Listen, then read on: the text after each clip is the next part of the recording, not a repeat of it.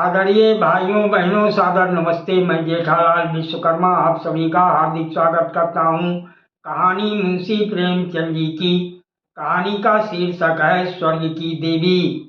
भाग्य की बात, शादी विवाह में आदमी का क्या अख्तियार, जिसे ईश्वर ने या उनके नायबो ब्राह्मणों ने तय कर दी उससे हो गई।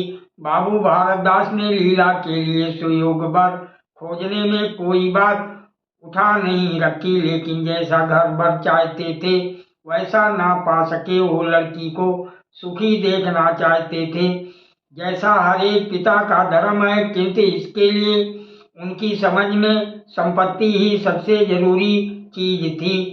चरित्र या शिक्षा का स्थान गौण था। चरित्र तो किसी के माथे पर लिखा नहीं रहता, और शिक्षा का आजकल के जमाने में मूल्य ही क्या।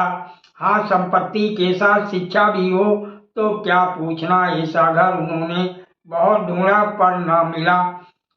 ऐसे घर हैं ही कितने जहाँ दोनों पदार्थ मिले। दो चार मिले तो अपनी बिरादरी के नाते, बिरादरी भी मिली तो जायजा ना मिला, जायजा भी मिला तो शर्तें तय ना हो सकी।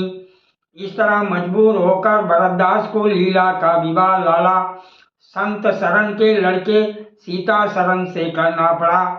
अपने बाप का इकलौता बेटा था, थोड़ी बहुत शिक्षा भी पाई थी, बातचीत सलीके से करता था, मामले मुकदमे समझता था और जरा दिल का भी रंगीला था। सबसे बड़ी बात ये थी कि रूपवान, बलिष्ठ, प्रसन्न, नमुख, साहसी आदमी था, मगर विचार वही बाबा आदम के जमाने के थे। पुरानी जितनी बातें हैं सब अच्छी, नई जितनी बातें हैं सब खराब। जायदाद के विषय में जमींदार साहब नए नए दफों का व्यवहार करते थे। वहाँ अपना कोई अख्तियार ना था, लेकिन सामाजिक प्रथाओं के कट्टर पक्षपाती थे। सीता शरण अपने बाप को जो करते या कहते देखता वही खुद भी कहता और करता था। उसमें खुद सोचने की शक्ति ना थी। बुद्धि की मंदता बहुधा सामाजिक अनुदारता के रूप में प्रकट होती है।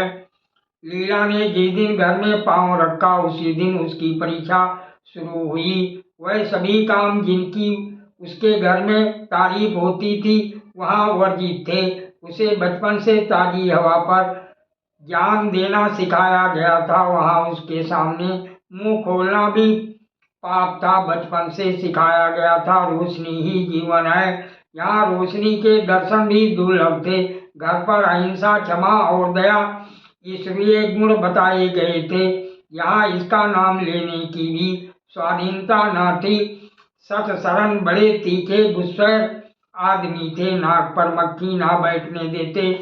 धूर्तता और छल कपट से ही उन्होंने जायदाद पैदा की थी और उसी को सफल जीवन का मंत्र समझते थे। उनकी पत्नी उनसे भी 2 अंगुल ऊंची थी। मजाल क्या कि बहू अपनी अंधेरी कोठरी के द्वार पर खड़ी हो जाए या कभी छत पर टहल सके, पहले आ जाता, आसमान सिर पर उठा लेती।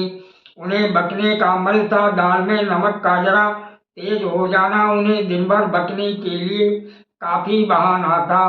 मोटी ताजी महिला थी, छींट का घाघरेदार लहंगा पहने, पानदान बगल में रखे, गहनों से लदी हुई, सारे दिन बरोठे में माची पर बैठी रहती थी। क्या मजाल की घर में उनकी इच्छा के विरुद्ध एक पत्ता भी हिल जाए। बहू की नई नई आदतें देख जला करती थी। अब काहे की आबरू रहेगी, मुंडेर पर खड़ी होकर झांकती है। मेरी लड़की ऐसा दीदा दिलेर होती तो गला घोंट देती। ना जाने इसके देश में कौन लोग बसते हैं। गहने नहीं पहनती, जब देखो नंगी बुच्ची बनी बैठी रहती। ये भी कोई अच्छे लक्षण है। लीला के पीछे सीता शरण पर भी फटकार पड़ती। तुझे भी चांदनी में सोना अच्छा लगता है, क्यों? तू भी अपने को मर्द कहेगा। वो मर्द कैसा कि औरत उसके कहने में ना रहे, दिन भर घर में घुसा रहता है, मुंह में जबान नहीं है, समझाता क्यों नहीं? सीता शरण कहता, अम्मा जब कोई मेरे समझाने से माने तब तो माँ कहती मानेगी क्यों नहीं, तू मर्द है कि नहीं। मर्द वो चाहिए कि कड़ी निगाह से देखे तो औरत कांप उठे। सीता सरन बोला तुम तो समझाती ही रहती हो। माँ ने कहा मेरी उसे क्या परवाह, समझती होगी बुढ़िया 4 दिन में मर जाएगी, तब मैं मालकिन हो ही जाऊंगी। सीता सरन ने कहा तो मैं भी तो उसकी बातों का जवाब नहीं दे पाता, देखती नहीं हो कितनी दुर्बल हो गई है। वो रंग ही नहीं रहा, उस कोठरी में पड़े पड़े उसकी दशा बिगड़ती जाती है। बेटे के मुंह से ऐसी बात सुन माता आग हो जाती और सारे दिन जलती, कभी बाघ को कोसती कभी समय को। सीता सरन माता के सामने तो ऐसी बातें करता, लेकिन लीला के सामने जाते ही उसकी मति बदल जाती थी।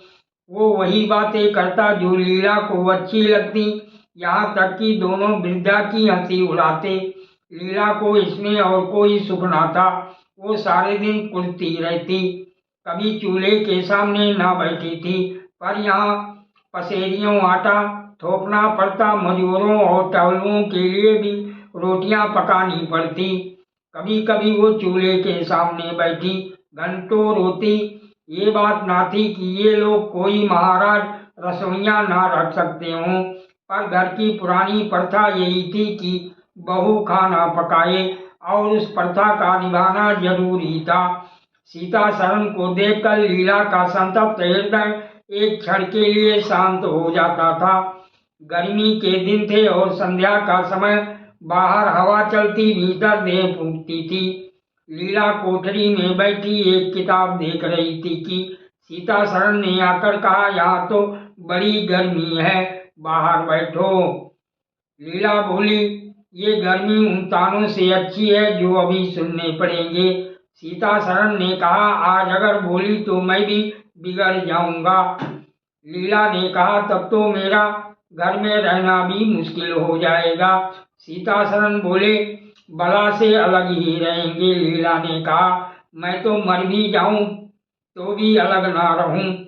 वो जो कुछ कहती सुनती हैं, अपनी समझ से मेरे भले के लिए ही कहती सुनती हैं, उन्हें मुझसे कोई दुश्मनी थोड़ी ही है।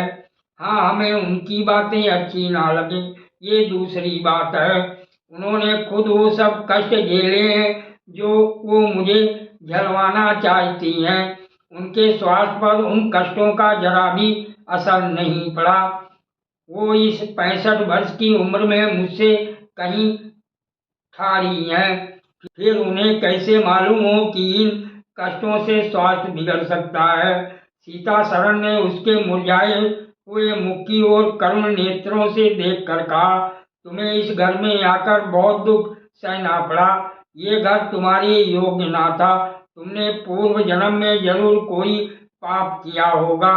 लीला ने पति के हाथों से खेलते हुए कहा यहाँ न आती तो तुम्हारा प्रेम कैसे पाती।